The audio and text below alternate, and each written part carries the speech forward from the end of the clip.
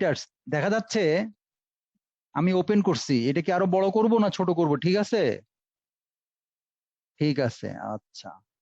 দেখো, antenna parameters, গতকাল তো আমি অ্যান্টেনা সম্বন্ধে তোমাদের অনেক রকম কিছু বুঝালাম, ডেমনস্ট্রেশনও দিলাম। আজকে কিছুটা আমাদের ম্যাথামেটিক্যাল ট্রিটমেন্টে আমরা ঢুকবো। তো কোয়ান্টিটেটিভ কোয়ান্টিটেটিভ ডেসক্রিপশন আর কি, কোয়ালিটেটিভটা হয়ে গেছে বলতে পারো। আজকে আরেকটু ইনসাইট, যেটা আমাদের ম্যাথামেটিক্স এর সঙ্গে জড়িত সেই রকম দুটো বই ফলো করছি। একটা হচ্ছে বালানিস, একটা হচ্ছে এই যে জিএস এন রাজু।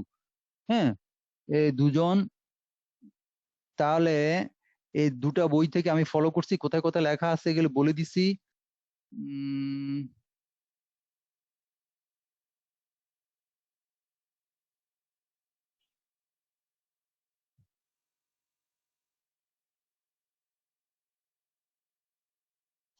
হ্যাঁ, তাহলে এবার শুরু করি। ম্যাক্সিমামই হচ্ছে এই এসেনশিয়াল প্যারামিটার্স, যেগুলো আমাদের একটা অ্যান্টেনাকে ইভ্যালুয়েশন করার জন্য লাগে। সেই কিছু কিছু প্যারামিটার যেগুলো খুবই এসেনশিয়াল, তুমি একটা অ্যান্টেনা কিভাবে ইভ্যালুয়েট করবা, যেটা ভালো কি খারাপ, বা এর কোয়ালিটেটিভ ডেসক্রিপশনের মধ্যে এটা পড়ে। তো সেই জন্য এইগুলো একটু ম্যাথামেটিক্যালি আমরা এটাকে দেখব। ওকে, দেখো আমি শুরু করলাম। ধরো এই যে ছবিটা দেখা যাচ্ছে, এই ছবিতে তোমরা দেখতে পাচ্ছ এটা দুটো অংশ, এ এবং বি। বিটা হচ্ছে ইকুইভ্যালেন্ট সার্কিট বলতে পারো, আর এ হচ্ছে তোমার কিছুটা রিয়েলিস্টিক ভিউ আর কি। যে আমরা একটা জেনারেটর যেখান থেকে সিগন্যাল জেনারেট করব, একটা ট্রান্সমিশন লাইন, তার মাধ্যমে অ্যান্টেনাকে দেব। এইভাবে আমি একটা অ্যান্টেনা আঁকছি, একটা রিপ্রেজেন্টেশন অ্যান্টেনার।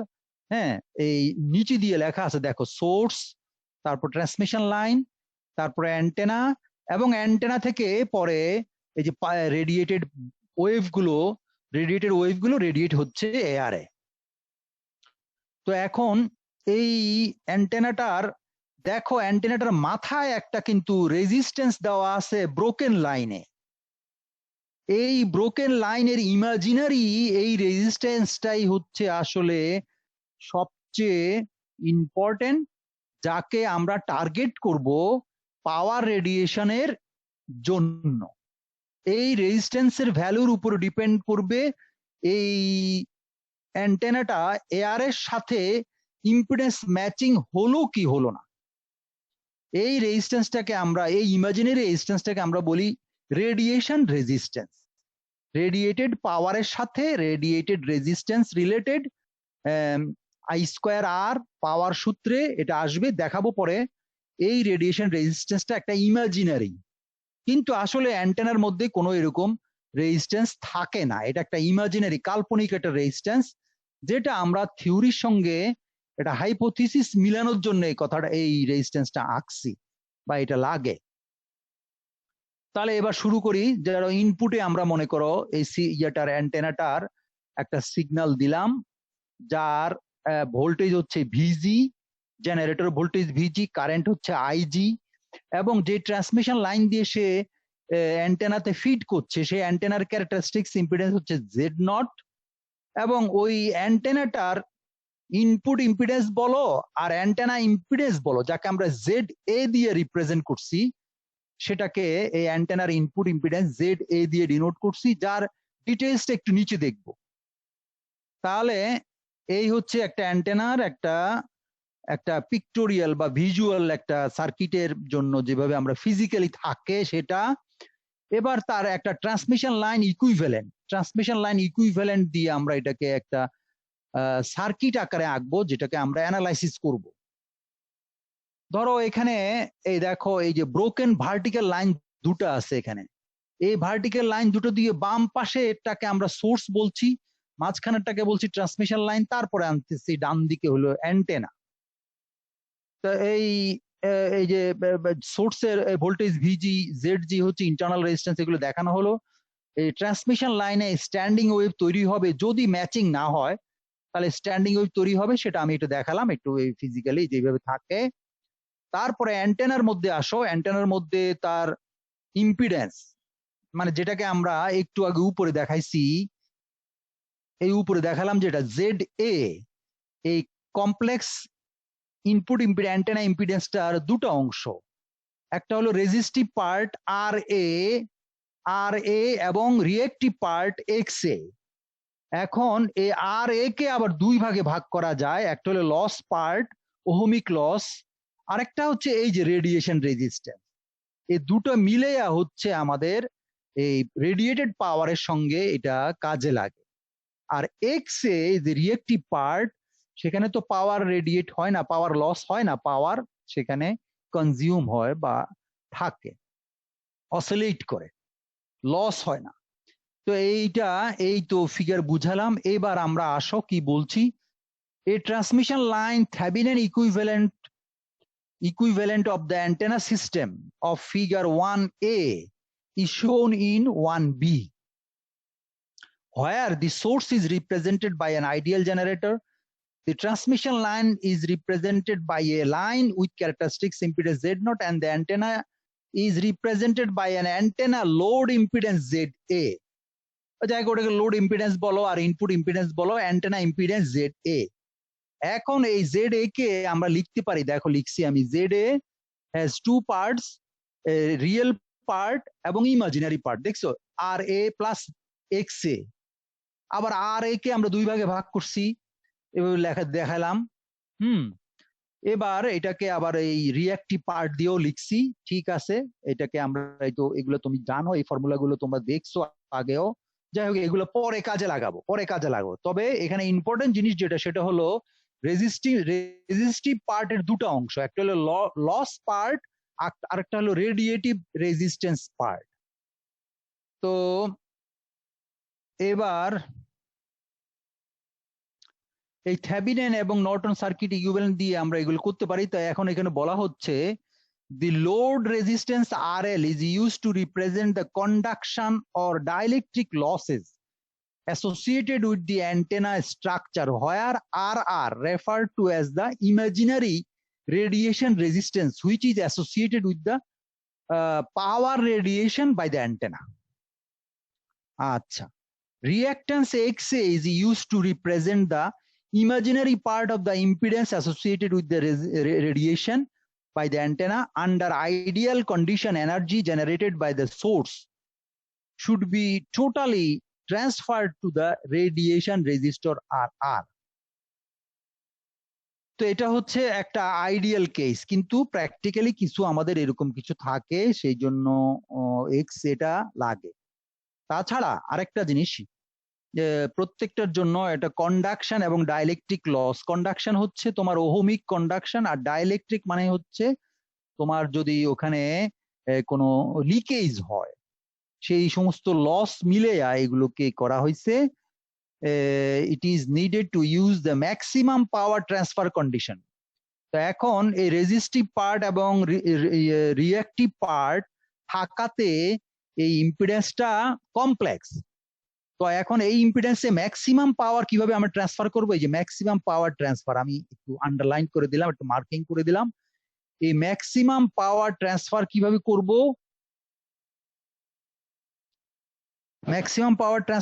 কিভাবে, এবং এই কন্ডিশন গুলো আমরা এই পরবর্তী লেকচারে, নেক্সট লেকচারে এটা আমরা দেখব।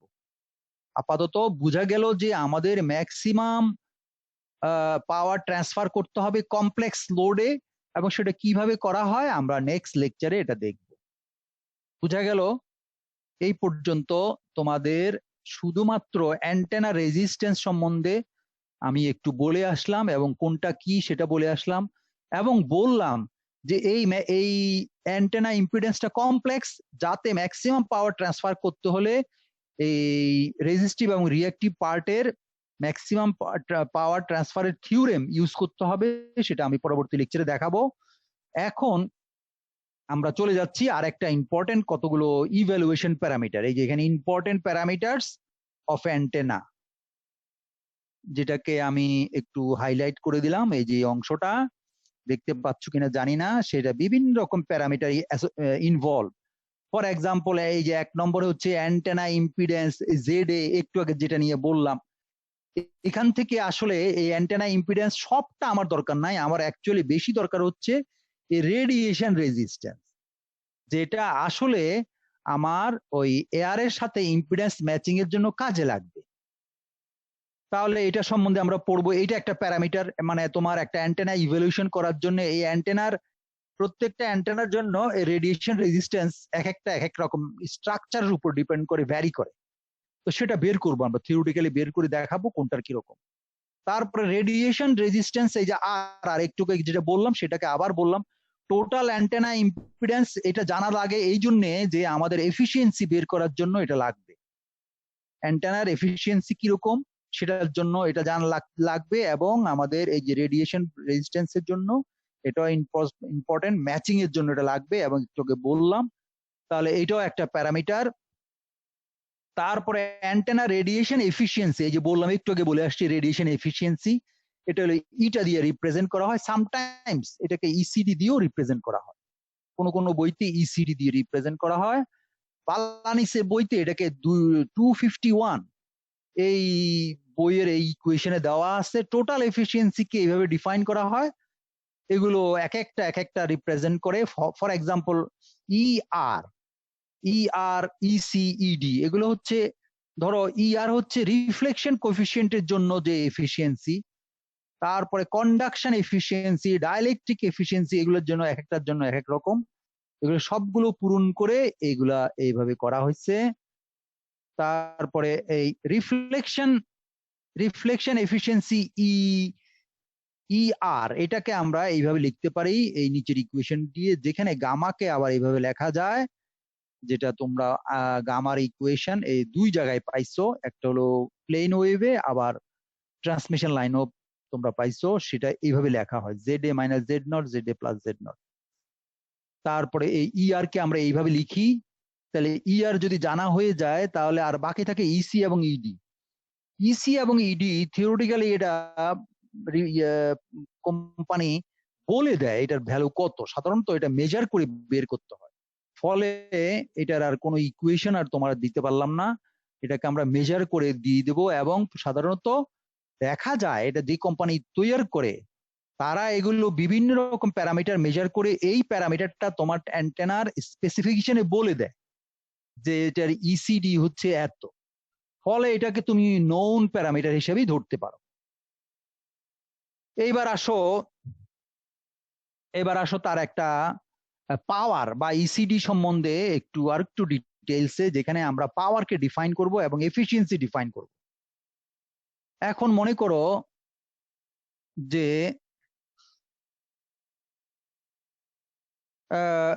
এই যে এই আমাদের একটা ডাইপোল অ্যান্টেনা, মনে করো একটা ডাইপোল অ্যান্টেনা এরকম ভাবে বানানো আছে, এখানে জেনারেটর, এখানে ট্রান্সমিশন লাইন। তো এখানে হলো এই দুই দিকে দুটা, এই উপরে একটা ভার্টিক্যাল লাইন, নিচে একটা ভার্টিক্যাল লাইন, এই দুটো হচ্ছে ডাইপোলের দুটো অংশ। উপরেরটা হচ্ছে একটা অংশ, একটা পোল, নিচেরটা হচ্ছে আরেকটা পোল, এবং মাঝখানে ফিড লাইন দিয়ে এদের এখানে এখানে এয়ার গ্যাপ থাকে, এই এয়ার গ্যাপের মধ্যে আমরা এটা ইনপুট দিলাম। তা এখন এই যে আমার এফিসিয়েন্সি গুলি কোথায় কোনটা কোথায় ইনভলভ এখানে দেখানো হলো এগুলো। তার মানে এই যে ট্রান্সমিশন লাইন এবং অ্যান্টেনার এই জাংশনে এই ইআর ইনভলভ। ইআর মানে এফিসিয়েন্সি, রিফ্লেকশন কোএফিসিয়েন্টের জন্য যে এফিসিয়েন্সি, সেটা হলো এই টার্মিনালে ডিপেন্ডিং অন দা গামা। আর এই টার্মিনালের পরে এই অ্যান্টেনার গায়ে কিছু এখান থেকে এই পর্যন্ত এই রডটার একটা ওহমিক রেজিস্ট্যান্স থাকবে, যত কমই হোক 0.001 ওহম, এরকম দুটো মিলে কতটুকু এখানে কারেন্ট এখান থেকে এদিকে ফ্লো করবে, এখান থেকে এদিকে ফ্লো করবে, এখানে কারেন্ট ফ্লো, তার মানে ওহমিক লস কত, বা এখান থেকে এখানে কোনো লিকেজ হচ্ছে কিনা, এগুলো সব মিলে ইসিডি, এই যে ইসিডি বলছিলাম এফিসিয়েন্সি, এই ইসিডি কে আমরা বলবো। এবং এখানে দুটো ইম্পর্টেন্ট জিনিস, একটা দেখো যে তিনটা পাওয়ার এখানে ইনভলভ। একটা হলো জেনারেটেড পাওয়ার, জেনারেটেড পাওয়ার এটাকে আমরা বলবো এই যে ট্রান্সমিটার পাওয়ার, পিটি কে বলবো at the input of the transmission line. Transmission লাইনের ইনপুটে জেনারেটর থেকে বেরোয় আসে ঢুকলো পিটি, এই পিটি ট্রান্সমিশন লাইন দৌড়াইয়া পার হয়ে এসে পড়লো at the end, at the junction of antenna এবং ট্রান্সমিশন লাইন, যেটাকে আমরা বলবো পিএ, অ্যান্টেনা ইনপুট পাওয়ার। অ্যান্টেনা ইনপুট পাওয়ার পিএ। তো পিটি থেকে পিএটা একটু কম হবে, কারণ এখানে কিছুটা কিছুটা কমে যাবে। আবার পিটি এখানে আবার কিছুটা এফিসিয়েন্সি তার কমবে ওই যে ইসিডির জন্য। কমার পরে এই পি আর যেটা যেটা আমাদের আসলে এয়ারে রেডিয়েট হয় সেটা হচ্ছে পিআর। ফলে পিএ থেকে পিআর আরো কম হবে, যেটা আমি এই যে তোমাদের এই যে ফিগারের টাইটেলে দেখাইছি, যে note that PT is greater than PA is greater than PR. তো এখানে কোন কোন পাওয়ার কোথায় কিরকম হলো মোটামুটি আমি বুঝাই গেলাম। তোমরা কি কিছুটা অনুমান করতে পারছো, কিছুটা বুঝতে পারছো?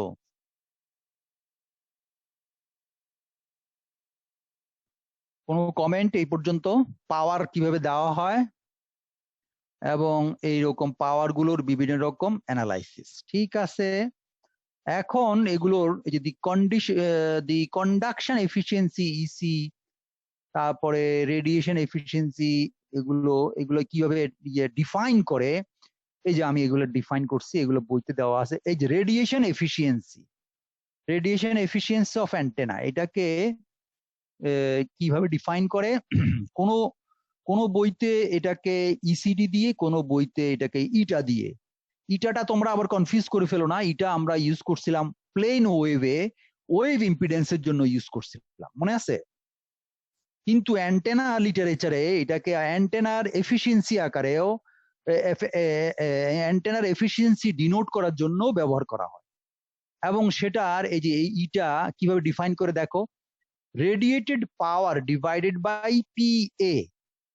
তার মানে অ্যান্টেনার মধ্যে এই পাওয়ারটা অ্যান্টেনার থেকে যেটা আউটপুট হলো সেটা হলো পিআর, আর যেটা অ্যান্টেনার মধ্যে ইনপুট হলো সেটা হলো পিএ। তার মানে রেডিয়েটেড বাই ইনপুট, এটা হচ্ছে অ্যান্টেনা এফিসিয়েন্সি বা radiation efficiency. Antenna radiation efficiency অথবা রেডিয়েশন এফিসিয়েন্সি অফ অ্যান্টেনা। তারপরে এটাকে আবার আমরা ওই যে বললাম না অ্যান্টেনা রেজিস্ট্যান্স, যেটাকে আমি একটু আগে দেখায় আসছি ওখানে, যে এই অ্যান্টেনা রেজিস্ট্যান্সের কয়েকটা পার্ট আছে, সেই পার্টগুলো আমাদের জানতে হবে, কারণ অ্যান্টেনা এফিসিয়েন্সি বের করার জন্য সেগুলো লাগে। সেটা আরেকভাবে ডিফাইন করা যায় পাওয়ার দিয়ে, হচ্ছে এই যে 6 নম্বর ইকুয়েশন। আবার 6b-তে 6b-তে হলো রেজিস্ট্যান্স দিয়ে ডিফাইন করা যায়। তুমি যদি রেডিয়েশন রেজিস্ট্যান্স জানো এবং লস রেজিস্ট্যান্স জানো, ওহমিক লস আর এল, তখন তুমি এটাকে এভাবে ভাগ করে রেশিও করে তুমি এটা এইভাবেও বের করা যায়, এটা আরেকটা সূত্র। তা এখন এই ফর্মুলাগুলো তোমরা মনে রাখবা, এগুলো আমরা ডেরাইভ করব। এটা শুধু এখানে বোঝার জন্য বললাম কি, যে অ্যান্টেনা রেডিয়েশন এফিসিয়েন্সি, এই রেডিয়েশন এফিসিয়েন্সি ইটা কিভাবে ডিফাইন করা হয়, এটা ইম্পর্টেন্ট প্যারামিটার। আমরা পরে থিওরিটিক্যালি বের করে এফিসিয়েন্সি বের করব। এগুলো এই প্যারামিটারটা ইম্পর্টেন্ট, আমরা লাগবে আমাদের এটা একটা অ্যান্টেনা ইভ্যালুয়েশনের জন্য। তারপরে আসো, অ্যান্টেনাটা যখন পাওয়ার রেডিয়েট করে তখন সেটা 3 ডিমেনশনাল রেডিয়েট করে, এবং সেগুলো স্ফেরিক্যাল কোঅর্ডিনেটে আমরা এটাকে থিটা এবং ফাই এই দুটো ডিরেকশনে আমরা দেখি। থিটা ডিরেকশনটা হচ্ছে ভার্টিক্যাল অ্যাঙ্গেল, মানে হরাইজন্টাল থেকে ভার্টিক্যালে আসতে গেলে এটা হলো থিটা। যখন ভার্টিক্যাল দুটোই, হরিজন্টাল লাইনটা যদি ভার্টিক্যালি একদম ভার্টিক্যালি আপওয়ার্ড হয় তখন থিটার ভ্যালু হলো 0। আর যখন হরিজন্টালের সঙ্গে এই ভার্টিক্যাল লাইনটা মিলে যায় তখন থিটার ভ্যালু হচ্ছে 90।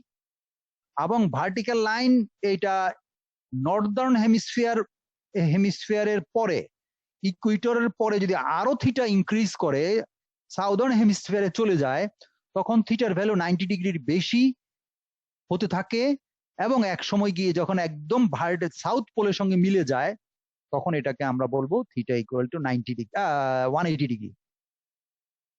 Theta equal to 180 degree. তো থিটার ভ্যালু হচ্ছে ভার্টিক্যাল অ্যাক্সিস, এটাকে ভার্টিক্যাল অ্যাক্সিস বা এলিভেশনও বলে, এলিভেশন অ্যাক্সিসও বলে।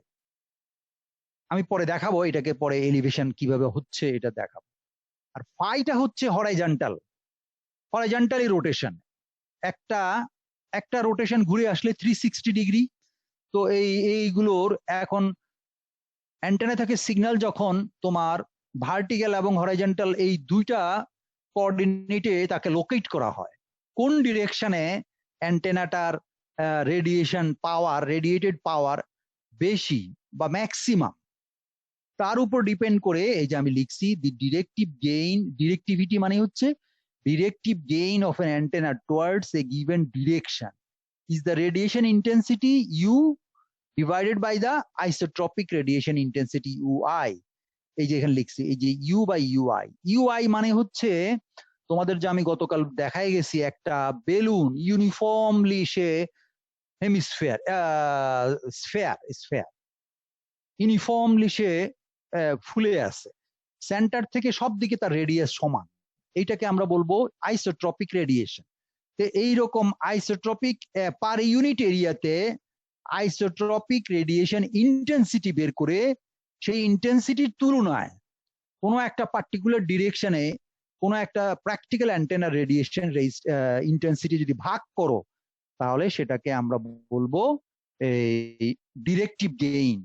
এটা কিন্তু আসলে তুমি অ্যাম্পলিফায়ারের গেইনের মতো না, এটা কিন্তু অন্যরকম গেইন। এই যে বললাম না ওই আইসোট্রপিকের তুলনায় কত বেশি, এই আর কিছু না। এটা কিন্তু যে তুমি 1 দিয়ে 10 পাইতেছো তা না, এটা কিন্তু অ্যাম্পলিফায়ারের গেইনের মতো না। এটা একটা কম্পারিজন যে কি আইসোট্রপিকটা ধরলাম ইউনিফর্ম, তার তুলনায় কত বেশি যাচ্ছে পার্টিকুলার কোনো ডিরেকশনে, এই ডিরেক্টিভ গেইন ডি দিয়ে এটাকে প্রকাশ করা হয়। এবং D is the function of theta এবং ফাই। যখন ডিটা ম্যাক্সিমাম হয় কোনো একটা পার্টিকুলার অ্যাঙ্গেলে, ধরো থিটা ইকুয়াল টু ধরো 90 আর ফাই ইকুয়াল টু মনে করো 0, এইরকম অ্যাঙ্গেলে যদি ম্যাক্সিমাম হয় তখন আমরা এটাকে এই যে দেখো নিচে দিয়ে লিখছি, এটাকে তখন theta 0 theta naught phi naught দিয়ে রিপ্রেজেন্ট করা হয় এবং এটাকে আমরা ম্যাক্সিমাম দিয়ে ডিফাইন করি এবং এটাকে কখনো কখনো ডি ম্যাক্সিমামও বলা হয়। আরো শর্টে ডি নট, ডি নট অনেক বইতে ডি নট আকারে লেখা হয়, মানে এটা হচ্ছে ম্যাক্সিমাম গেইন। কিন্তু এই ম্যাক্সিমাম গেইনের আশেপাশে আরো রেডিয়েশন পাওয়ার, রেডিয়েটেড পাওয়ার আছে। যেমন একটা বেলুনের একদম পিকটার মধ্যেও তো ম্যাক্সিমাম পাওয়ার, কিন্তু তার একটু অ্যাঙ্গেল সরে গেলেও তার কিছু পাওয়ার আছে, হয়তো 100% না, কিছু কম, 90%, 80%, 70% এভাবে কমতে থাকে, কিন্তু পাওয়ার আছে, রেডিয়েশন হচ্ছে। একদম শুধু বেলুনের পিছনের দিকে এবং আশেপাশের অংশটাতে যেখানে বেলুন ফুলে নাই, ওইদিকে ফুলাইতে পারে নাই, ওই বেলুনের সারফেস এরিয়াটা যেটা কাভার করছে ওই কাভার্ড এরিয়াটাই হচ্ছে রেডিয়েটেড এরিয়া, আর বাকি অন্য এরিয়াতে পাওয়ার নাই, তো ওইদিকে পাওয়ার 0, একেবারে 0। তো এইভাবে ডিরেক্টিভ গেইন বা ডি নট বের করা হয় এবং ডি নট বের করে দেখা হয় যে প্রত্যেকটা পার্টিকুলার অ্যান্টেনার ডি নট দিয়ে খুঁজে বের করা হয় যে এই অ্যান্টেনাটাকে কত দূর পর্যন্ত এর সিগন্যাল নেওয়া যাবে। এই জন্য পার্টিকুলার ডিরেকশন এটা খুব দরকার। কোনো একটা ডিরেকশনে আমি সিগন্যাল নেব, এটা ডি নটটা হচ্ছে এত, তাহলে এটা কত কত মাইল পর্যন্ত যাবে। কারণ এখানে ডি নট মধ্যে দেখো, তুমি খেয়াল করে দেখো এই ইকুয়েশনে কিন্তু ইন্টেন্সিটি ইনভলভ। ইন্টেন্সিটি মানে হচ্ছে পাওয়ার, তাই না? এই পাওয়ার তার ওই পার ইউনিট এরিয়াতে power 1 metre by 1 metre, 1 metre by 1 metre একটা এরিয়া, এর মধ্যে পাওয়ার কনসেন্ট্রেশন কিরকম। তো যেখানে পাওয়ার কনসেন্ট্রেশন যত বেশি তত এটাকে অনেক দূর পর্যন্ত নেওয়া যাবে। আর কি বলে ডিরেক্টিভিটি যত কম, তার মানে তত বেলুনটা বেশি ফুলে গেছে, বেশি ফুলা বেলুন। আর যদি ডিটা যদি বেশি হয় তার মানে বুঝবা বেলুনটা একদম চিকন হয়ে পেন্সিল বিমের মতো হয়ে গেছে। তার মানে ওই অল্প একটু জায়গার মধ্যে অনেক পাওয়ার কনসেন্ট্রেশন, এবং এটা দিয়ে আমরা বুঝতে পারি যে আমি এটাকে 1 মাইল দূরে বা 5 মাইল দূরে বা 100 মাইল দূরে নিতে পারবো কিনা। এই জন্য এই ডিরেক্টিভিটিটা আমাদের বের করবো, আমরা দেখবা কিভাবে বের করা হয় সেটা দেখাবো। এই যে এই ডিরেক্টিভিটির ইম্পর্টেন্ট একটা প্যারামিটার। আবার ডিরেক্টিভিটির সঙ্গে অ্যান্টেনার গেইন, এটাকে ডিরেক্টিভিটি অ্যান্টেনার গেইন বলে আর একটা জিনিস, এই যে জি দিয়ে ডিনোট করা হয়। এইটাকে এই জিটা হচ্ছে একটু কম ডিরেক্টিভিটি থেকে, যেখানে ইসিডি দিয়ে মাল্টিপ্লাই করতে হয়, আর ইসিডির ভ্যালু হচ্ছে লেস দেন 1, 0.8, 0.7, 0.6, তাহলে ডি থেকে একটু কমে যায় গেইন। তো গেইন হলো আরেকটা রেশিও, এটাও একটা কোনো একটা পার্টিকুলার ডিরেকশনে ম্যাক্সিমাম রেডিয়েশন। তো এগুলো এই যে এখানে একটু এগুলো বিভিন্ন রকম পাওয়ারের ইয়েগুলো বুঝাইছি, যেটা উপরের একটা ছবিতেও আমি দেখাইছি, এখানেও সেটা দেখানো হয়েছে। In figure 3, generally there is a loss due to the mismatch between the transmission line characteristic impedance and the antenna input impedance. এই এখানে একটা মিসম্যাচ হতে পারে, সেজন্য কিছু লস হয়। এইগুলো নিয়ে তাহলে আমরা এটাকে এই ই ইকুয়েশন দিয়ে ডিনোট করি, গেল এটা গেইন গেল, ডিরেক্টিভিটি গেল। এবার আরেকটা হচ্ছে ডিরেকশনাল অর রেডিয়েশন ক্যারেক্টারিস্টিক্স। এখন এই রেডিয়েশন ক্যারেক্টারিস্টিক্সটা বোঝানোর জন্য এটা আমি তোমাদেরকে প্যাটার্ন দিয়ে বুঝাই গেছি গত ক্লাসে, বেলুন দিয়ে 3dB দিয়ে বুঝাই গেছি। সেটা আজকে থিওরিটিক্যালি আরো ডিটেইলস বলছি আমরা, যে রেডিয়েশন ক্যারেক্টারিস্টিক্সটা কেমন। এই রেডিয়েশন ক্যারেক্টারিস্টিক্স আসলে আমরা দুই ভাগে ভাগ করতে পারি। আসলে দুই ভাগে বলা যায় না, ইলেকট্রিক্যাল প্যারামিটার দিয়ে দুই ভাগে। আবার তুমি এটার ওই এলিভেশন অ্যাঙ্গেল এবং ইয়ে দিয়ে সেটা তো আবার দুই ভাগে ভাগ করা যায়। তো দেখো এখানে কি লিখছি, depending on the electrical parameters there are two types of radiation characteristics, electric field or E field radiation pattern, power or P radiation pattern. তাহলে for the first case, absolute value of E field is plotted as a function of theta as shown in figure 4a. It is the variation of radiated power of theta as shown in figure B. তাহলে আরেকটা হচ্ছে, দ্বিতীয়টা হচ্ছে পাওয়ারটা হচ্ছে figure 4b তে দেখানো হয়েছে power radiation, variation of radiated power with angle theta. আচ্ছা, উইথ অ্যাঙ্গেল থিটা এটা দুইবারে দেখাইছে আমরা, থিটা এটা দেখানো হয়েছে, কিন্তু আসলে এটা দুই ভাগে ভাগ করা যায়, আমি বোধহয় একটু পরে বলছি আমরা। আচ্ছা, এইখানে এই যে এখানে বিম উইডথের বেলায় বলছি। তো এইখানে আরেকটা কতগুলো জিনিস বলে যায় যেগুলো তোমাদের দরকার আছে, যেমন ই ম্যাক্সিমাম যেদিকে যাচ্ছে, ই ম্যাক্সিমাম তার থেকে একটু দূরে ডানে বাঁয়ে গেলে এইখানে দেখাইছি 0.707 ই ম্যাক্সিমামের যখন হয়, তখন এই সেন্টার লাইন থেকে বা উপর দিয়ে যদি দেখাই, এটা হচ্ছে তোমার ওই সেই -0.707 ই ম্যাক্সিমাম পয়েন্ট। তাহলে এই স্ট্রেট লাইন এবং এই যে ম্যাক্সিমামের স্ট্রেট লাইন, এই দুইটার মাঝে যে অ্যাঙ্গেল, এই অ্যাঙ্গেলটাকে বলবো আমরা হাফ বিম উইডথ। তা ডাবল করলে হলো পুরো হলো বিম উইডথ, কারণ এই পাশেও আছে এই পাশেও আছে, যে θ2 - θ1। তাহলে এই হলো বিম উইডথ বা রেডিয়েশন ক্যারেক্টারিস্টিক্স বোঝানোর উপায়। পাওয়ার দিয়ে যদি বলি আরো কিছু এখানে বলা যেতে পারে, হাফ পাওয়ার বিম উইডথ মিনস এই যে p/2 মিনস এটা হাফ পাওয়ার -3 dB পয়েন্ট। আর এই যে ম্যাক্সিমাম যেই পাওয়ারটা রেডিয়েট হচ্ছে যে অ্যাক্সিসে, which is the 90 degree to the antenna, vertical antenna 90 ডিগ্রিতে আছে। এই যে P max axis is called bore side। তখন জেনারেলি এই স্যাটেলাইট এগুলাকে বোর সাইট অ্যাক্সিসের মধ্যে রাখার চেষ্টা হয়, বোর সাইটে। তাতে হবে কি, একটু সরে গেলেও মানে সে হাফ পাওয়ার বিম উইডথের মধ্যে থাকবে, চেষ্টা করা হয় তাকে বোর সাইটে রাখার। আচ্ছা, তো এখন এই অ্যান্টেনার রেডিয়েশন ক্যারেক্টারিস্টিক্স তো বললাম, ই ফিল্ড রেডিয়েশন হতে পারে, পি ফিল্ড রেডিয়েশন প্যাটার্ন হতে পারে। আবার অ্যান্টেনা বিম উইডথ, এটাকে কিভাবে লিখছি, maximum power from an antenna will be radiated in the region of beam width of an antenna. তার মানে এই যে এখানে -3 dB যে অ্যাঙ্গেলটা আছে, এটা থ্রি ডিরেকশনাল যদি 3 ডিমেনশনালে যদি তুমি চিন্তা করো একটা কোণের মতো, এই কোণ রিজিয়নের মধ্যেই কিন্তু ম্যাক্সিমাম পাওয়ারটা যেন থাকে, এইভাবে আমরা অ্যান্টেনার বিমটা ডিজাইন করব, যে মেইন লোবটা যেন এরকম ভাবে হয় যার মধ্যে বিম উইডথের ম্যাক্সিমাম পাওয়ার যেন সেখানে কন্টেইন করে থাকে 80 থেকে 90% পাওয়ার। এটাকে আরেকটু বলছি, এই 3 dB অ্যান্টেনা বিম ইজ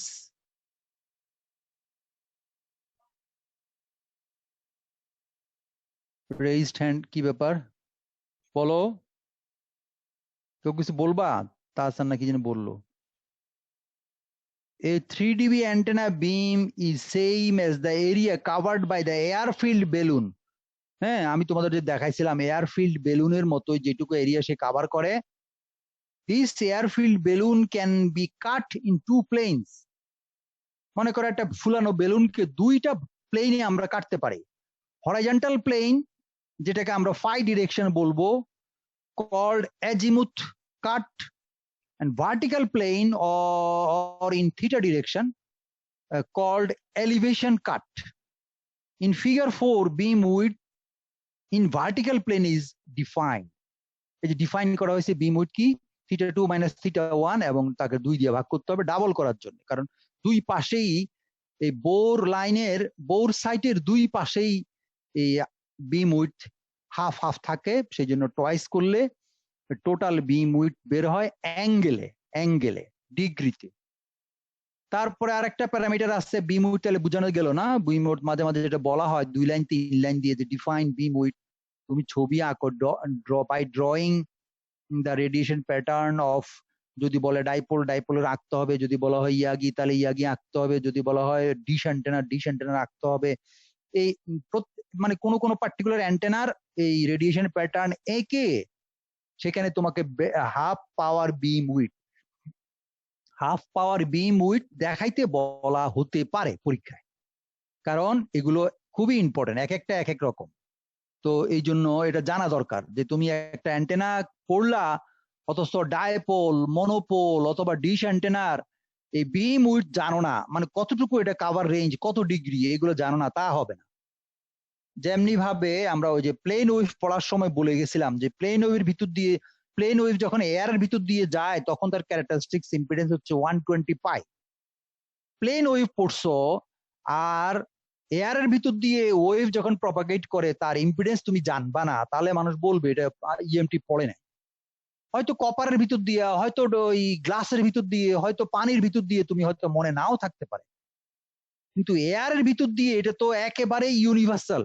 তুমি হাতে ডানে বাঁয়ে এখানে সেখানে সব দিকেই এয়ার বলে একটা ডাইলেকট্রিক পৃথিবীতে এক্সিস্ট করছে, এবং এর ভিতর দিয়ে ইলেকট্রোম্যাগনেটিক সিগন্যাল যাচ্ছে, সেই মুন থেকে শুরু করো, বুধ থেকে শুরু করো, মঙ্গল থেকে শুরু করে পৃথিবী পর্যন্ত। আর পৃথিবীর উপর তো আছেই, টেরিস্ট্রিয়াল তো আছেই, আর আউটার স্পেস, সব মিলিয়ে এয়ারের ভিতর দিয়েই ম্যাক্সিমামই সিগন্যালগুলি দৌড়াদৌড়ি করে।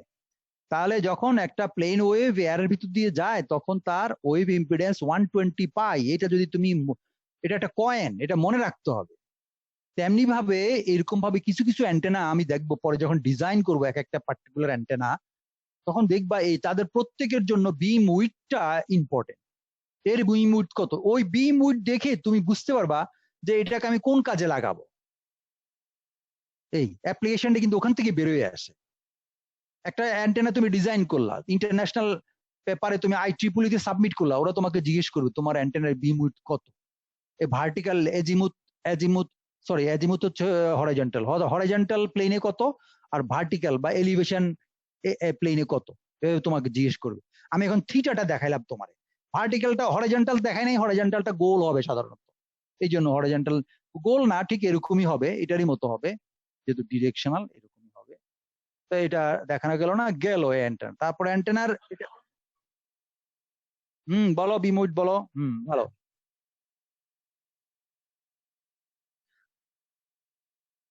আমি তোমাকে একটু এই মাত্র বলে গেলাম, ফাই দিয়ে দেখাইলেও তুমি যদি এটা ফাই দিয়ে দেখাই না, এটা বলি নাই তো, ফাই দিয়েও দেখাই, এই যে আমার থিওরিতে বলা আছে তো। হ্যাঁ, নর্মালি সাধারণত তুমি ভার্টিক্যালে, তুমি তো আর ওই ধরো সাধারণত তুমি যখন কমিউনিকেশন করা হয় তখন ভার্টিক্যাল অ্যাঙ্গেলের রেডিয়েশন প্যাটার্নটাই বেশি লাগে। 80% অ্যাপ্লিকেশনই ওই থিটা অ্যাঙ্গেলে ভ্যারিয়েশন দেখেই ইউজ করা হয়। হরাইজন্টালিও দেখা হয় না তা না, হরাইজন্টালি দেখা হয়, কিন্তু হরাইজন্টালি ফোকাসড অ্যান্টেনার বেলায় বলছি হরাইজন্টালি খুব একটা কাজে আসে না। কথা বুঝতে পারছো? এই যে এই অ্যান্টেনাটা যে ছবিটা এখন তোমার সামনে আছে, এটা তো 3 ডাইমেনশনাল, তাই না? এটা বেলুন, এটা তো বেলুনের মতোই তো আঁকছি। তুমি বেলুনটাকে ভার্টিক্যালি কাটো আর হরাইজন্টালি কাটো, ওই বেলুনের যে ফুলা অংশটার এজ, এটা তো শেপ তো এরকমই হবে নাকি? তাহলে এই জন্য বেলুন এটা ইউনিফর্ম, এটা লাউকে তুমি এইভাবে শোয়া কাটো আর ভার্টিক্যালি শোয়া কাটো, কাটার যে এজটা, লাউয়ের যে অংশটা কাটা গেছে এজ, ওটা কিন্তু দুইটারই একই রকম, বলতে গেলে ইলিপ্টিক্যাল শেপ বলো আর যে এরকম শেপই বলো বা এরকম শেপ বলো, 2 ডাইমেনশনাল শেপ অলমোস্ট একই। হ্যাঁ, কিছু কিছু অ্যান্টেনার ভার্টিক্যাল এবং হরাইজন্টাল দুটোই দেখতে হবে। ফর এক্সাম্পল ওমনি ডিরেকশনাল, সেখানে কিন্তু তোমার ভার্টিক্যাল হরাইজন্টাল ইম্পর্টেন্ট। তার মানে আমি বলছি তোমাকে ভাগ করে ফেলতেছি। ব্রডকাস্টিং যে অ্যান্টেনা গুলো, রেডিও ব্রডকাস্ট, এই যে medium wave radio, short wave radio, FM radio, এই যে ব্রডকাস্টিং রেডিও অ্যান্টেনা গুলো, সেগুলো কিন্তু ভার্টিক্যাল হরাইজন্টাল দুটোই দেখা হয়। আর যেগুলো ফোকাসড অ্যান্টেনা, তুমি একেবারে শুধু স্যাটেলাইটকে তুমি লক্ষ্য করে আসো, মানে এটাকে বলা হয় ট্র্যাকিং অ্যান্টেনা। যেমন তুমি আচ্ছা তাহলে এখন এই গল্পটা বলেই ফেলি। ধরো তুমি বাংলাদেশ আর ইন্ডিয়া বলবো না, এত বড় দেশের সঙ্গে আমরা যুদ্ধ করে পারবো না, মনে করো মিয়ানমার, বাংলাদেশ আর মিয়ানমারের যুদ্ধ লাগলো। তো এখন প্রথমেই এই কুমিল্লা ক্যান্টনমেন্ট থেকে রেডার তারা ফিট করে রাখবে যে কোন হরাইজন দিয়ে প্লেনের ঝাঁক ইয়ে থেকে মিয়ানমার থেকে বাংলাদেশের দিকে আসতেছে। তখন তারা করবে কি, মোটামুটি মিয়ানমার তো আমাদের এক পাশে, তারা করবে একদিকে অ্যান্টেনাটাকে ফোকাস করে রাখবে, এবং তার বিম উইড কিন্তু অনেক বড়, অ্যাঙ্গেল কিন্তু অনেক বড়। তার মানে আকাশের ওই ধরো কত 5 কিলোমিটার উপর থেকে একেবারে গ্রাউন্ড হরাইজন্টাল লেভেলে এইখানে পুরোটা স্ক্যান করবে। স্ক্যান করে যদি পাওয়া যায় যে এত ডিগ্রি অ্যাঙ্গেলে আসতেছে, তখন কিন্তু ট্র্যাকিং রেডার আর কোনো অত বড় বিম ফোকাস করে না। সার্চিং রেডার করে কি, বড় বিম উইড দিয়ে সার্চ করে বের করে। এর থেকে সহজ এক্সাম্পল আরেকটা দেই, যে ধরো ইন্ডিয়া এবং বাংলাদেশ যুদ্ধ লাগছে, ইন্ডিয়া তো বাংলাদেশের 3 দিকেই ইন্ডিয়া, আর কোন দিকে আসবে সে বুঝতে পারছে না। তখন সে করবে 360 ডিগ্রি স্ক্যান করবে, 360 ডিগ্রি বড় একটা সার্চিং রেডার দিয়ে যার বিম উইডথ অনেক বড়, মানে উপরে 5 কিলোমিটার উপর থেকে বা 7 কিলোমিটার উপর থেকে নিচের গ্রাউন্ড লেভেল পর্যন্ত দেখা যায়, এরকম একটা বিম উইডথ অ্যান্টেনা দিয়ে, রেডারের অ্যান্টেনা দিয়ে সে স্ক্যান করবে, এই হরাইজনটাকে স্ক্যান করবে, স্লোলি স্ক্যান করে যায়, করে সে খুঁজে বের করলো যে ওই ঠাকুরগাঁওয়ের উপর দিয়ে প্লেন আসতেছে। কথা বুঝার চেষ্টা করো, সার্চিং রেডার হলো 360 ডিগ্রি মুভ করে, কিন্তু যখন ট্র্যাকিং রেডার ওটা, তখন সার্চিং রেডারে ওটাকে টেক অফ করার জন্য পাশাপাশি দুটোই পাশাপাশি থাকে, সুইচ টিপ দিয়ে দেয় মানে যারা ওখানে থাকে আর্মিরা, যে ট্র্যাকিং রেডারে টেক অফ করো। ট্র্যাকিং রেডার তখন বলে কত ডিগ্রি এগুলো সব প্রোগ্রামিং করে দিয়ে দেয়। ট্র্যাকিং রেডার ওই একই অ্যাঙ্গেলে শুধু ওই একদিকে তাকায় থাকবে, ওই ঠাকুরগাঁয়ের দিকে তাকায় থাকবে, আরো রেজুলেশন বাড়াবে, এমন রেজুলেশন করা হবে যে হাফ মিটার মানে 50 সেন্টিমিটারের মধ্যে যেন এন্টি এয়ারক্রাফট গুলি গিয়ে প্লেনে লাগে, এমন রেজুলেশন করবে সে, ফলে প্লেন আর বাঁচতে পারবে না। এবার তুমি বুঝতে পারছো সার্চিং রেডার এবং ট্র্যাকিং রেডারের মানে অ্যান্টেনা গুলো কিভাবে কাজ করে। হ্যাঁ, যখনই ট্র্যাকিং রেডার ওকে ট্র্যাক করে ফেললো, সে করবে বিম উইডথ কিন্তু ছোট করবে, পেন্সিল বিম করে ফেলবে, মানে এত রেজুলেশন এবং এত পেন্সিল বিম করবে যে প্লেনটাকে বললাম না 50 সেন্টিমিটারের আশেপাশে দিয়ে যদি গোলাটা যায়, এন্টি এয়ারক্রাফটের এই গুলিটা যায়, সে মিস করবে না। একটা প্লেন তো অ্যাটলিস্ট 5 থেকে 10 মিটার লম্বা বড় মানে এরিয়াটা থাকে, ফলে হাফ মিটার এদিক সেদিক হলেও প্লেনে গুলি লাগবে, এমন ভাবে তাকে ট্র্যাক করা হয়। তো ওই অ্যান্টেনার ওই যে ট্র্যাক করে, ওই সময় তার বিম উইডথকে ছোট করা হয়, ছোট করা হয়, ছোট করা হয়। এগুলো আর্টিফিশিয়াল ইন্টেলিজেন্স অ্যান্টেনা আছে, ও দিয়ে এগুলো করা যায়। আর নর্মাল যেগুলো ব্রড ব্যান্ড বিম উইডথের সার্চিং রেডার, সেটা করবে কি নর্মালি একটা বিগার এরিয়ার জুড়ে সে সার্চ করে। তাদের তখন বিম উইডথ অনেক বড় থাকে, মানে মোটা একটা বেলুন, আর এটা চিকন একটা পেন্সিল বিমের বেলুন। বুঝা যাচ্ছে এবার? হ্যাঁ। তো এইগুলা বিম উইডথ শেষ করলাম। এরপরে আসো অ্যান্টেনা বিম উইডথ, এটা বলে দিচ্ছি যে থিটা 2 মাইনাস থিটা 1 এর ডাবল হবে, এটা তো বলা হয়ে গেছে না। তারপরে ধরো রেডিয়েশন ইন্টেন্সিটি, রেডিয়েশন ইন্টেন্সিটি তো একটু আগে বলছি, সেটা হচ্ছে আর আই দিয়ে ডিনোট করা হয়, এটাও থিটা এবং ফাই এর ইয়ে। এটা হচ্ছে ওয়াট পার ইউনিট সলিড অ্যাঙ্গেলে, ওয়াট পার ইউনিট সলিড অ্যাঙ্গেলে পাওয়ার কত রেডিয়েশন ইন্টেন্সিটি। এইটা এটা আমরা যখন একটা প্র্যাকটিক্যাল এক্সাম্পল করবো তখন আর একটু ভালো বুঝবে, এখন হয়তো বুঝবে না, শুধু আর আই দিয়ে মনে রাখো বা রেডিয়েশন ইন্টেন্সিটি দিয়ে মনে রাখো। আর একটা হচ্ছে ডিরেক্টিভ গেইন, ডিরেক্টিভ গেইন এটাকে আমরা বলবো জিডি দিয়ে ডিফাইন করা হয়। তার মানে রেডিয়েশন রেজিস্ট্যান্সকে একটা অ্যাভারেজ রেডিয়েশন রেজিস্ট্যান্স, অ্যাভারেজ দিয়ে যে ভাগ করা হয় তখন তাদের একটা ডিরেক্টিভ গেইন বা directive radiation resistance, directive gain হিসেবে এটাকে জিডি দিয়ে ডিনোট করি। আর আই যখন ম্যাক্সিমাম হয় কোনো ডিরেকশনে, আর আই ম্যাক্সিমাম, তখন তাকে ডি ম্যাক্সিমাম বা maximum directivity D max or D nought, এই ডি নট এইভাবে, এই যে দেখো ইকুয়েশনটা একটু বদলাই গেছে, আর আই ম্যাক্সিমাম বাই আর আই অ্যাভারেজ। হ্যাঁ, এটা হলো এই দুটোই আমাদের লাগে, ডি নট এবং জিডি। তো জিডি থেকে ডি নটটাই বেশি ব্যবহার করা হয়, যে ম্যাক্সিমাম কত, তারপরে বাকিটা আমরা কম বেশি বের করব। তারপরে পাওয়ার গেইন, এটা হচ্ছে পাওয়ার গেইন জিপি। জিপিটা হচ্ছে কখনো জিপি বলে, কখনো ক্যাপিটাল জিও বলে। সেটা হচ্ছে এইভাবে, এই যে আর আইপি মানে রেডিয়েশন রেজিস্ট্যান্স ডিভাইডেড বাই এই যে ডব্লিউটি। ডব্লিউটিটা হচ্ছে তোমার তোমার ইয়ে কি বলে এটাকে, এটাকে অ্যাভারেজ একটা পাওয়ার, যেটা যেটা আমাদের ইয়েতে আসে, কি বলে এটাকে, ওই পয়েন্টিং ফ্যাক্টর থেকে আসে, পয়েন্টিং ফ্যাক্টর থেকে আসবে। এবং এটা একটা অ্যাভারেজ পাওয়ার, পরে আমরা যখন ডেরিভেশন করব তখন দেখবা। আপাতত মনে রাখো যে পাওয়ার গেইন এই জিপি অথবা জি আমাদের বের করতে হবে, এই জি আমাদের জানতে হবে। আমাদের পাওয়ার ইনপুট পাওয়ার গেইন, পাওয়ার গেইন আমাদের কোনো অ্যান্টেনার জন্য আমাদের লাগবে। কিভাবে ক্যালকুলেট করব, এইটা ইকুয়েশনটাই ব্যবহার করব। কিভাবে আসলে এগুলো পরে একটু ডিটেইলস যাব। এবার আসো আরেকটা জিনিস ইভ্যালুয়েশনের জন্য, সেটাকে বলা হয় effective length of antenna. Effective length অথবা এফেক্টিভ অ্যাপারচার, নিচেই আছে 10-11, এফেক্টিভ অ্যাপারচার বা এফেক্টিভ লেংথ। এখন ধরো একটা অ্যান্টেনা তোমার ছাদের উপর টানানো আছে, একটা রড অথবা একটা ডিশ অ্যান্টেনা, একটা ডিশের একটা মানে 2 মিটারের একটা মাউথ এরিয়ার, মাউথ ডায়ামিটারের একটা ডিশ অ্যান্টেনা তুমি ছাদের উপর বসাইলা।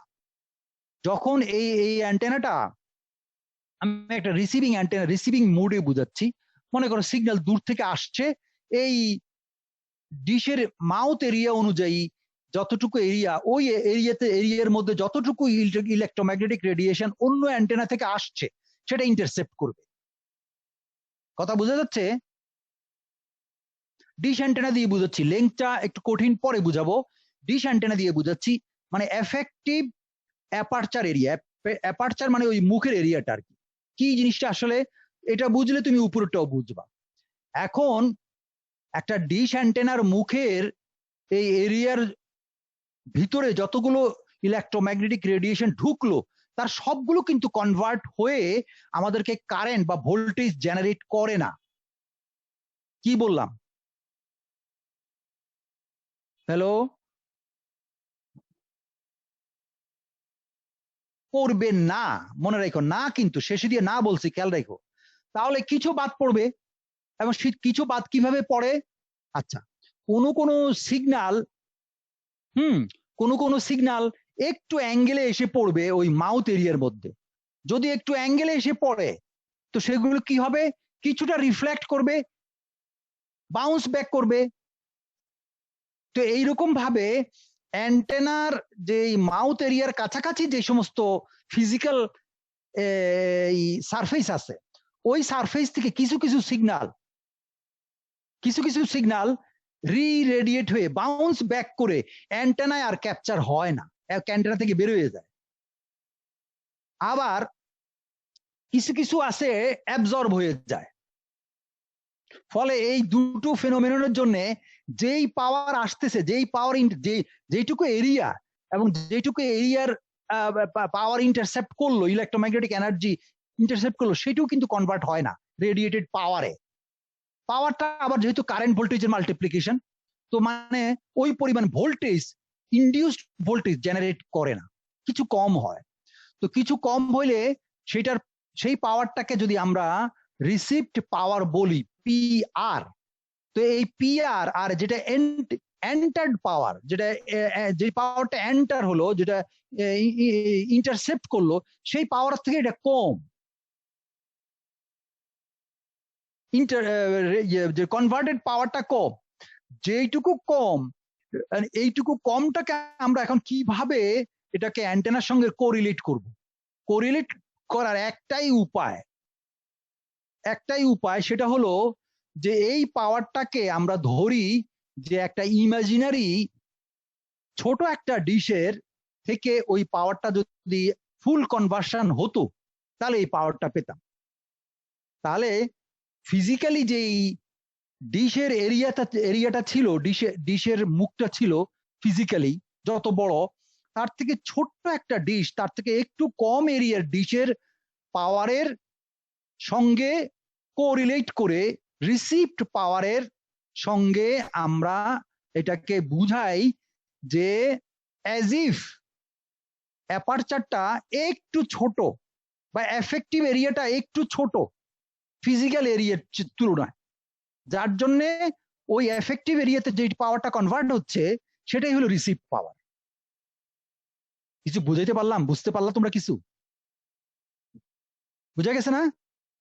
তার মানে তুমি যদি ফিজিক্যাল এরিয়া ধরো, তো ফিজিক্যাল এরিয়ার পাওয়ার যদি কনভার্ট করতে যাও, রিসিভ পাওয়ার কিন্তু আরো বেশি হওয়ার কথা, কিন্তু এটা হয় না, কিছু পাওয়ার লস হয়ে যায়। এই জন্য কাল্পনিক ভাবে ওই ফিজিক্যাল এরিয়া থেকে ছোট্ট একটা এফেক্টিভ, এই যে এখানে লিখছি, এফেক্টিভ অ্যাপারচার এরিয়ার একটা অ্যান্টেনা যদি কল্পনা করো, তাহলে এই সমস্ত ইকুয়েশন গুলিকে আমরা ওটার সঙ্গে কোরিলেট করতে পারি। সেই জন্য এফেক্টিভ এরিয়া বের করা হয়, এবং এফেক্টিভ এরিয়ার এই কি বলে এটাকে, ফিজিক্যাল এরিয়া, এফেক্টিভ এরিয়া এবং ফিজিক্যাল এরিয়ার এই যে তোমাদের এইগুলোর সঙ্গে একটা দিয়ে রেশিও দিয়ে অ্যান্টেনার এফিসিয়েন্সিও বের করা হয় অ্যান্টেনার সাইজ অনুযায়ী। এবং এগুলাকে আমরা আবার যদি এই এফেক্টিভ অ্যাপারচারের সঙ্গে আবার ডিরেক্টিভিটি, এটার সঙ্গে আবার যদি তুমি রিলেট করো, ডিরেক্টিভিটি, ম্যাক্সিমাম ডিরেক্টিভিটি, যে ম্যাক্সিমাম ডিরেক্টিভিটি ডি নট, তাহলে দেখা যায় এই যে প্রথম অংশটাতে দেখো, তখন কি দেখা যাচ্ছে এখানে 4 পাই ল্যামডা স্কোয়ার। আচ্ছা, দ্বিতীয়টাতে দেখো লেখা আছে 4 পাই এই f square c naught square.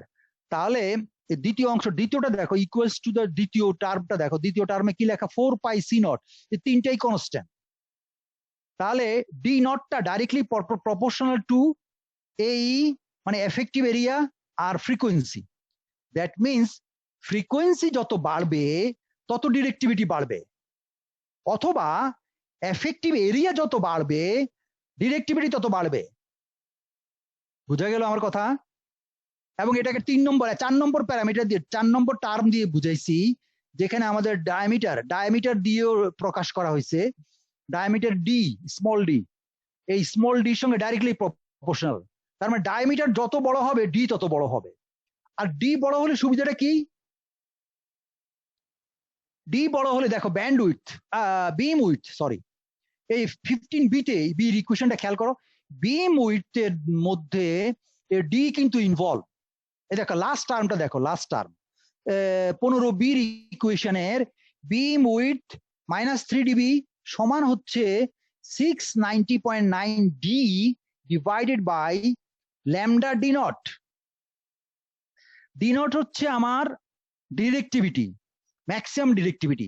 তার মানে ম্যাক্সিমাম ডিরেক্টিভিটি যদি বাড়ে, তাহলে বিম উইডথ কি হবে, কমবে না? কথা বোঝা যাচ্ছে? ডিন ম্যাক্স বিম উইডথ কিন্তু কমতে থাকবে, কমতে থাকবে। ফলে এই যে আমি তোমাদেরকে কিছুদিন আগে বলছিলাম যে সবচেয়ে বড় ডিশ অ্যান্টেনা ওই হাওয়াই দ্বীপপুঞ্জে আছে আমেরিকার, যার ডায়ামিটার ডিশ অ্যান্টেনার ডায়া 320 মিটার, এবং তার ডিরেক্টিভিটি অনেক, 40,000 নাকি 40 লক্ষ জানি, ক্যালকুলেট করলে বের হয়। তো ওখান থেকে দেখা যাচ্ছে, এই যে আমি নিচে লিখছি, গেল কই, চলে গেল নাকি, হয়ে গেল, হ্যাঁ, এই যে equation 50b tells us that d not increases, beam width decreases।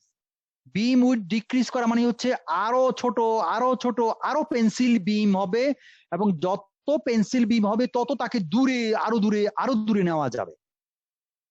এই হলো আমার একটা প্যারামিটার, যেটাকে আমরা আরো ডিটেলস, এখানে তো আমি সংক্ষেপে রেজাল্ট গুলো দেখালাম, কি করে এগুলো বের করা হয়, কি করে এই এফেক্টিভ এরিয়া, তার সঙ্গে এই ডিরেক্টিভিটি সূত্র এবং এগুলো কিভাবে আসে, এগুলো দেখাবো পরে।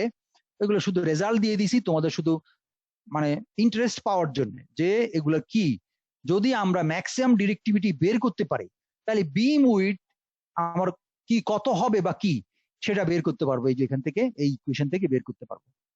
আচ্ছা, একইভাবে অ্যান্টেনা ব্যান্ড উইডথ, ওটা হলো বিম উইডথ, তফাৎ কিন্তু খেয়াল করো, বিম উইডথ আর ব্যান্ড উইডথ হচ্ছে ফ্রিকোয়েন্সির সঙ্গে রিলেশন, আর বিম উইডথ হচ্ছে ডিগ্রি, কত ডিগ্রিতে রেডিয়েট হচ্ছে তার উপর, তার সঙ্গে রিলেটেড। ব্যান্ড উইডথ হচ্ছে f2 - f1, এটা হার্জ, এটা ফিগার 5-এ দেখানো আছে। আচ্ছা, এখানে আমরা সেখানে চলে যাচ্ছি। এই ব্যান্ড উইডথ কিন্তু আবার রিটার্ন লসের সঙ্গে রিটার্ন লসের সঙ্গে রিলেটেড। হুম, ফলে ব্যান্ড উইডথ বের করতে গেলে রিটার্ন লস ক্যারেক্টারিস্টিক্স লাগবে। রিটার্ন লস ক্যারেক্টারিস্টিক্সটা কি, এখন এই রিটার্ন লস ক্যারেক্টারিস্টিক্স এর মধ্যে আসো, যেটা ফিগার 5-এ বোঝানো আছে। এই যে ফিগার 5-এ বোঝানো আছে রিটার্ন লস, এটাকে অ্যাকচুয়ালি আমরা স্ক্যাটারিং প্যারামিটারের S11 দিয়ে রিপ্রেজেন্ট করি। দ্যাট মিনস এটা nothing but the reflection coefficient, gamma reflection coefficient. তাহলে এইটার বিম উইডথ কোথায় আমরা বের করি, এই যে -3 dB, এটা ডিবিতে স্কেলে, এটা ডিবি স্কেলে এটা, এই দেখো -10 dB এখানে লোয়ার ফ্রিকোয়েন্সি, এবং -10 dB আপার ফ্রিকোয়েন্সিতে যেখানে যেখানে কাট করলো, এই f2 - f1 হচ্ছে এই অ্যান্টেনার বিম উইডথ, ব্যান্ড উইডথ, সরি, কি বললাম তোমরা রিপিট করো তো, আমার মাঝে মাঝে গোলায় যাচ্ছে। ব্যান্ড উইডথ বুঝা যাচ্ছে? হ্যালো, ব্যান্ড উইডথ কি বোঝা যাচ্ছে ব্যান্ড উইডথে? এই যে আমি লিখে দিচ্ছি, ছবির ভিতরে লিখে দিচ্ছি, ব্যান্ড উইডথ হচ্ছে f2 - f1। এই ছবিটাকে যদি আমি এক্সপ্লেইন করি, তখন তুমি দেখবা যে ম্যাক্সিমাম এখানে এই টিউনিং হচ্ছে বা রেজোনেন্স হচ্ছে 4 গিগাতে। এর অর্থ হচ্ছে যে যত পাওয়ার আসতেছে অ্যান্টেনায়, তার তার থেকে এই -48 মনে হয়, 48 dB হচ্ছে আমার লস ফ্যাক্টর। লস ফ্যাক্টর মানে হচ্ছে -48 dB শুধু অ্যান্টেনা থেকে বেরোয় যাচ্ছে, আর বাকি পাওয়ারটা অ্যান্টেনা থেকে রেডিয়েট হচ্ছে। আর f1-এ বা f2-তে অ্যান্টেনা যে পাওয়ার দিচ্ছ, তার থেকে -10 dB পরিমাণ পাওয়ার বেরোয় যাচ্ছে, বাকি পাওয়ার অ্যান্টেনা থেকে রেডিয়েট হচ্ছে। এবার তোমরাই বলো তো দেখি, তোমরা যদি ম্যাথমেটিক্সে ভালো হও, তাহলে বলো এই ডিবি স্কেলে f1-এ অথবা f2-তে রেডিয়েটেড পাওয়ার বেশি, নাকি 4 গিগাতে রেডিয়েটেড পাওয়ার বেশি?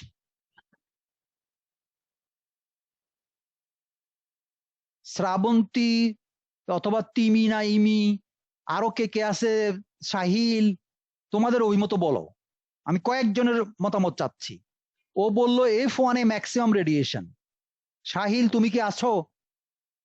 নাই। তারপরে রাজশ্রী, তুমিও নাই। আর কে আছে? শ্রাবন্তী নাকি? আমি তো নামও জানি না। আর কেউ বলতে পারবা? দুই একজন রেসপন্স করো। F1 F2 তে বেশি হবে স্যার। তুমি কি, তোমার কি নাম? ফয়জুন নেসা। জি স্যার। হ্যাঁ, আরো দুই একজনকে বলো কে আছে আর। তার মানে তানিমের সঙ্গে তুমি একমত, জি স্যার। ম্যাক্সিমাম রেডিয়েশন হবে। আর দুই একজন।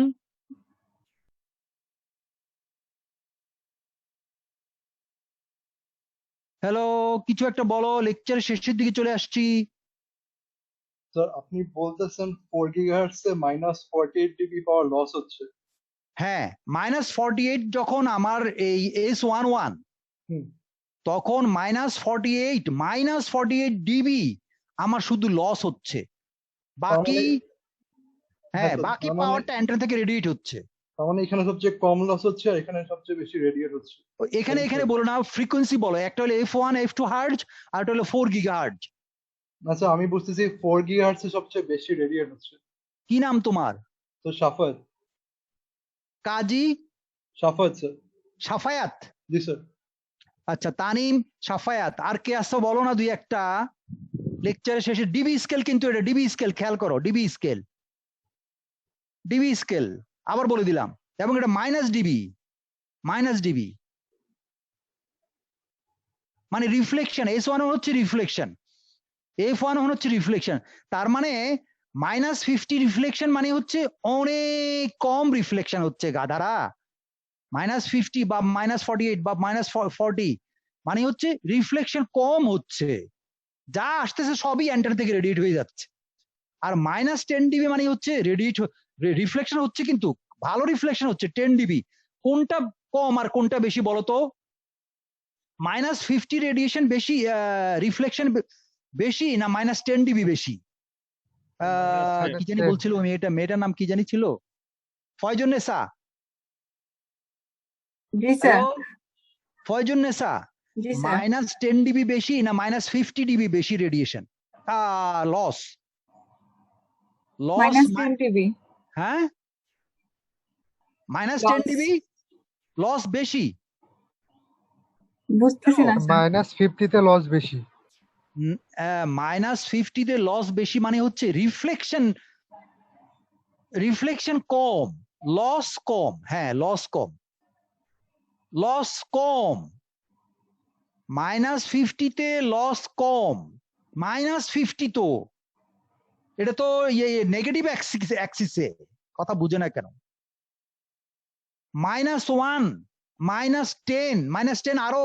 জি স্যার, এখন বুঝতে পারছি। 0 হচ্ছে তোমার পজিটিভ দিকে, 0 1, পজিটিভ 1 হচ্ছে অনেক ভালো, কিন্তু নেগেটিভে গেলে তো এটা তো কমে গেল। -10 মানে হচ্ছে আরো কম। তার মানে যেই পাওয়ার তুমি দিচ্ছ -10 ডিবিতে অনেক পাওয়ার রেডিয়েট হয়ে যাচ্ছে, কিন্তু -48 4 গিগা হার্টজে রেডিয়েটেড পাওয়ার কিন্তু অনেক, রেডিয়েটেড পাওয়ার বেশি, but reflected power com. Sir -10 এর স্যার রিফ্লেক্টেড পাওয়ার সব থেকে বেশি না? হ্যাঁ, রিফ্লেক্টেড পাওয়ার -10 এ বেশি। -10 এ বেশি, রাইট, -10 এ বেশি। -10 এ যদি রিফ্লেক্টেড পাওয়ার বেশি হয় তাহলে বাকি অংশ রেডিয়েট হবে। জি স্যার। হ্যাঁ, আবার -48 এ যে রিফ্লেকশন কম, -48 এ 10 এর স্যার থেকে কম না? স্যার -40 তে স্যার রিফ্লেকশন কম, রেডিয়েট বেশি। হ্যাঁ, রেডিয়েশন বেশি, রিফ্লেকশন কম, রাইট, রিফ্লেকশন কম। আর এখানে -10 ডিবিতে -48 এর তুলনায় রিফ্লেকশন বেশি, ফলে রেডিয়েশন হয় অনেক কম। তারপরেও আমরা -10 ডিবির নিচের অংশটাকে ব্যান্ডউইডথ ধরি। এর একটা কারণ আছে। কি কারণ? এর কারণ হচ্ছে ভোল্টেজ স্ট্যান্ডিং ওয়েভ রেশিও। এখন তুমি বলো রিফ্লেকশন, এটা রিফ্লেকশনের কার্ভ, এই কার্ভটা এখানে হলো 0 1.5 মেগাতে হচ্ছে 0 ডিবি, 1.5 ডিবিতে 0 ডিবি, তার মানে ওখানে রিফ্লেকশন হচ্ছে 1.5 এ যখন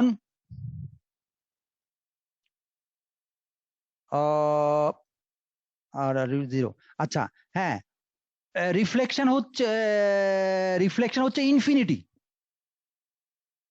নাকি না, রিফ্লেকশন হচ্ছে ইনফিনিটি নাকি না, রিফ্লেকশন 0 সরি, রিফ্লেকশন S110। আচ্ছা এখানে এই যে এখানে বুঝাইছি, তা আমার মনে হয় আমার উল্টো পাল্টা হয়ে যাচ্ছে। তা দেখো এখানে ফর পারফেক্ট ম্যাচিং যদি হয়, তার মানে এই যে আমরা ওই যে পারফেক্ট ম্যাচিং কোথায় পাবো, এই যে এইখানে পাবো। রিটার্ন লস ম্যাচিং হচ্ছে এইখানে, এখানে হচ্ছে ম্যাচিং, এটা হচ্ছে -48। এটা যদি আরো নিচে একেবারে নিচে চলে যেত, ম্যাচিং আরো ভালো হইতো, আরো ভালো পারফেক্ট ম্যাচিং এর জন্য যদি যেতে হয়, তখন এর ভ্যালু হবে রিটার্ন লস হচ্ছে ইনফিনিটি, তখন গামার ভ্যালু হবে 0। গামা 0 মানে হচ্ছে রিটার্ন নাই, যা দিচ্ছ সব ট্রান্সমিট হয়ে যাচ্ছে, তখন রিটার্ন লস হবে ইনফিনিটি।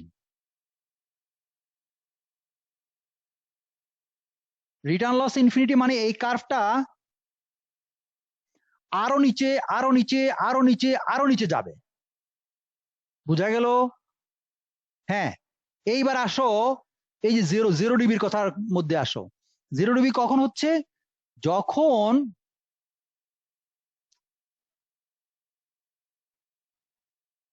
যখন gamma 1 means return loss 0। Gamma 1 মানে হচ্ছে যা দিচ্ছ সবই ফেরত আসতেছে, অ্যান্টেনা থেকে কিছুই রেডিয়েট হচ্ছে না, which implies full reflection, all incident power is reflected. তাহলে এই যে গামা ইকুয়াল টু 0 যে আমরা পেলাম, কই গেল? এই যে গামা ইকুয়াল টু 0 কার্ভটা এখানে মানে হচ্ছে এখানে কোনো পাওয়ার রেডিয়েট হচ্ছে না, আর এইখানে কিছুটা রেডিয়েট হচ্ছে, কিছুটা অ্যান্টেনা কিছুটা রেডিয়েট হচ্ছে, ম্যাক্সিমাম রিফ্লেক্ট হয়ে যাচ্ছে। তার নিচের অংশটাকে আমরা বলছি আমাদের অ্যান্টেনার জন্য ইউজেবল মানে হচ্ছে আমরা এটা ব্যবহার করতে পারবো এই রিজিয়নটা, কারণ এখান থেকে মোরাললেস কম আর বেশি রেডিয়েট হচ্ছে। তখন আমাদের ভোল্টেজ স্ট্যান্ডিং ওয়েভের অবস্থাটা কি সেটা খেয়াল করো। এই যে দেখো, এইবার আসো ভোল্টেজ স্ট্যান্ডিং ওয়েভ রেশিও। যখন আমাদের ভোল্টেজ স্ট্যান্ডিং ওয়েভ রেশিও 1 হয়, যখন ভোল্টেজ স্ট্যান্ডিং ওয়েভ 1 হয়, তখন আমাদের গামা ইকুয়াল টু 0 হয় এবং রিটার্ন লস ইনফিনিটি হয়। তার মানে এই কার্ভটা আরো নিচে যখন যাবে, তখন ভোল্টেজ স্ট্যান্ডিং ওয়েভ রেশিও কোন দিকে যাচ্ছে, 1 এর দিকে যাচ্ছে। কথা বোঝা যাচ্ছে আমার কথাটা? হ্যালো, একটা লাইন বোধ আমার বদলাই লিখতে হবে এখানে। এই যে 4 গিগার পর্যন্ত কার্ভ এসে আমি একটা টেম্পোরারি একটা কার্ভ আঁকলাম, এটা যদি আরো নিচে যায়, এর অর্থ হচ্ছে ভোল্টেজ স্ট্যান্ডিং ওয়েভ রেশিও 1-এর দিকে যাচ্ছে, ইউনিটের দিকে যাচ্ছে। এই যে এখানে লেখা উচিত ছিল যে ভোল্টেজ স্ট্যান্ডিং ওয়েভ রেশিও 1, এটা লেখা উচিত ছিল, এখানে এই কথাটা বাদ পড়ে গেছে। আচ্ছা, এখন মনে করো আমরা অ্যাকসেপ্টেবল কখন ধরি, যখন 1-এর কাছাকাছি থাকে, তাই না? হ্যালো, আমার লেকচারের শেষ কথা, যখন হ্যাঁ তত ভালো, কিন্তু নর্মালি এই যে লিখছি এই যে কালার করে দিলাম, তোমরা দেখতে পাচ্ছ কিনা দেখো, কি লিখছি, কি হ্যাঁ, ভোল্টেজ স্ট্যান্ডিং ওয়েভ রেশিও 2 বা এর কম আমরা ধরে নেই যে এই রিজিয়নে আমরা অ্যান্টেনাটা ব্যবহার করতে পারবো।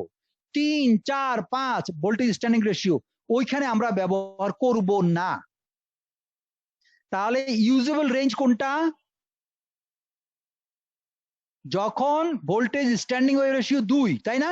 2, আর ভোল্টেজ স্ট্যান্ডিং ওয়েভ রেশিওর ইকুয়েশন হচ্ছে যে 18 নম্বর ইকুয়েশন। এখন ভোল্টেজ স্ট্যান্ডিং ওয়েভ রেশিওর এখানে ভ্যালু তুমি বসাও, এস এর ভ্যালু 2 বসাও।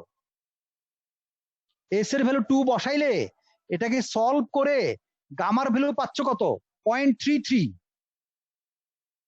0.33 পেলে এই গামার ভ্যালু দিয়ে যদি রিটার্ন লস ইকুয়েশনে বসাও, যেখানে এইটা হচ্ছে গামা, এই যে S11 এটা 10 ডিবি গামা,